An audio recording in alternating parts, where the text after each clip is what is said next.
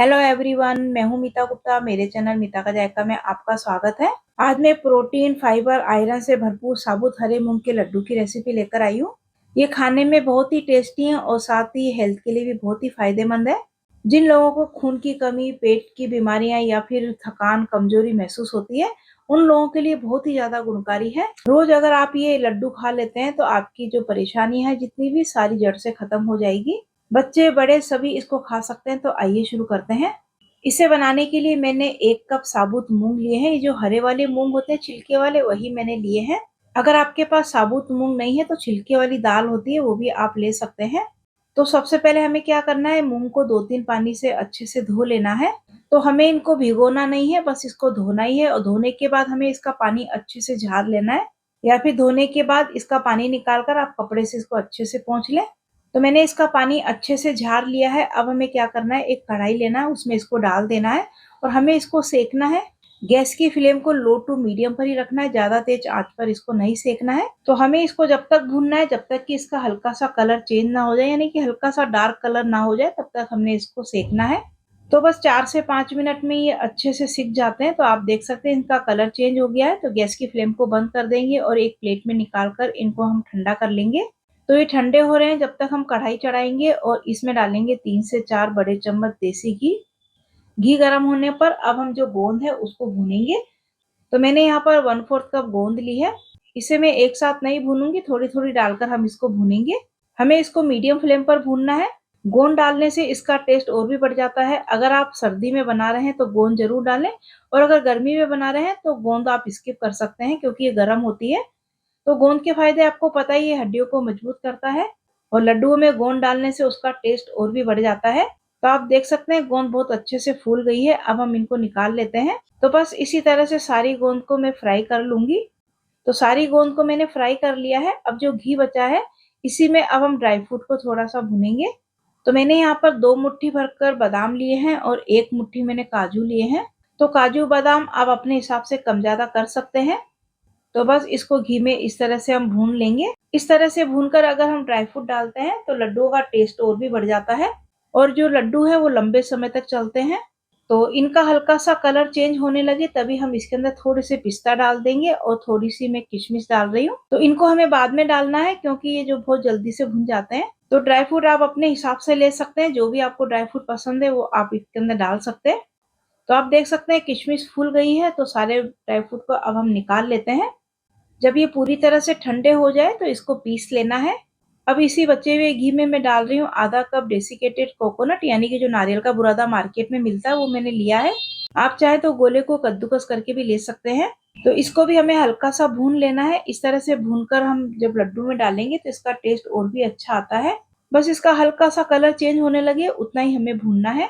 तो बस इसका हल्का सा कलर चेंज हो गया है, इसे भी निकाल लेते हैं। अब मूंग ठंडे हो गए, एक मिक्सी का जार लेंगे, उसमें इनको डाल देंगे। अब हमें इसका बारीक आटा बनाकर तैयार करना है। ये एकदम बारीक तो नहीं होगा, जिस तरह से मोटा आटा होता है उसी तरह से ये पिसेगा।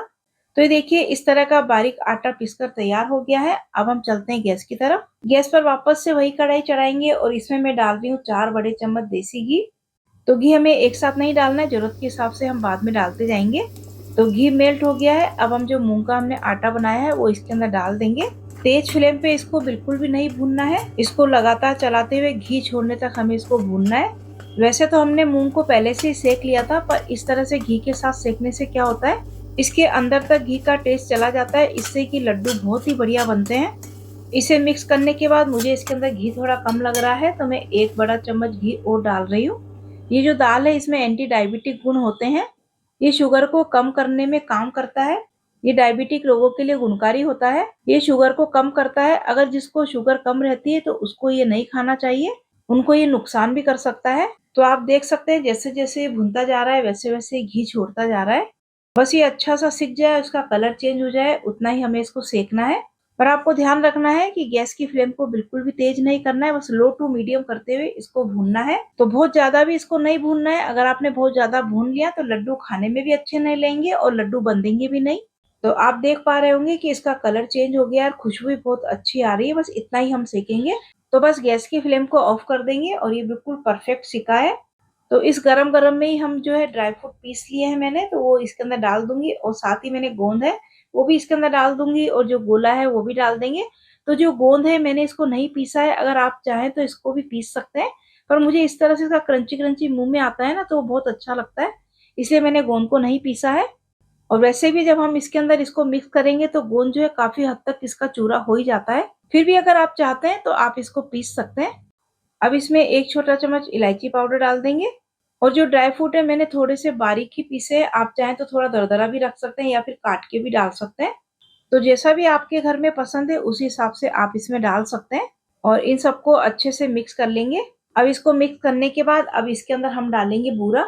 तो मैंने यहाँ पर 3/4 कप बूरा लिया है, आप चाहे तो 1 कप भी डाल सकते हैं, पर 3/4 कप डालेंगे यानी कि 1 कप से थोड़ा सा कम डालेंगे तो ये मीठा बिल्कुल सफिशियंट रहेगा, फिर भी आप अपने हिसाब से कम ज्यादा कर सकते हैं।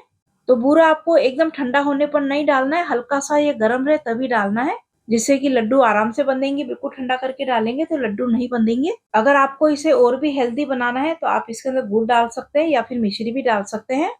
अब मैं इसको अच्छे से मिक्स कर रही हूँ, तो मैं इसको हाथों से अच्छे से मसल मसल कर मिक्स कर रही हूँ, क्योंकि हमने गोंद इसके अंदर साबुत डाली तो वो भी थोड़ी सी क्रश हो जाएगी। तो मैंने इसको अच्छे से मिक्स कर लिया है और अब हम इसके लड्डू बना लेंगे। तो अगर आपको लगता है कि आपसे लड्डू नहीं बन रहे हैं तो आप इसके अंदर थोड़ा सा घी गर्म करके डाल सकते हैं। तो मैंने भी इसके अंदर 1 चम्मच के करीब घी और डाला था। तो बस अब मैं ये लड्डू दोनों हाथों से बांध रही हूँ। तो जितने छोटे बड़े आपको लड्डू बनाने हैं आप अपने हिसाब से बना सकते हैं। तो बहुत ही अच्छे से लड्डू बाइंड हो रहे हैं। तो इसका मतलब है आपके लड्डू बनने के लिए मिक्सचर बिल्कुल परफेक्ट है। बहुत ही बढ़िया लड्डू बने हैं, आप देख सकते हैं कितने बढ़िया लग रहे हैं देखने में। हरी मूंग की दाल के लड्डू छिलके सहित हमने बनाए हैं, जो कि बहुत ही फायदेमंद होते हैं, प्रोटीन से भरपूर होते हैं। आप इन लड्डुओं को बनाकर 1 महीने से ज्यादा भी स्टोर कर सकते हैं। और अभी तो सर्दियां शुरू हो गई है, आप सर्दियों में बनाते हैं तो ये और भी ज्यादा दिन तक खराब नहीं होंगे। इस तरह से हम सारे लड्डू बनाकर तैयार कर लेंगे। गर्मी में बना रहे हैं तो आप इसके अंदर ड्राई फ्रूट भी कम डालें और गोंद ना डालें। तो आप ये लड्डू सर्दी गर्मी कभी भी बनाकर खा सकते हैं। बच्चे हो बड़े हो बुजुर्ग हो किसी को भी बनाकर आप खिला सकते हैं। रोज एक लड्डू खाएं और सेहतमंद रहें।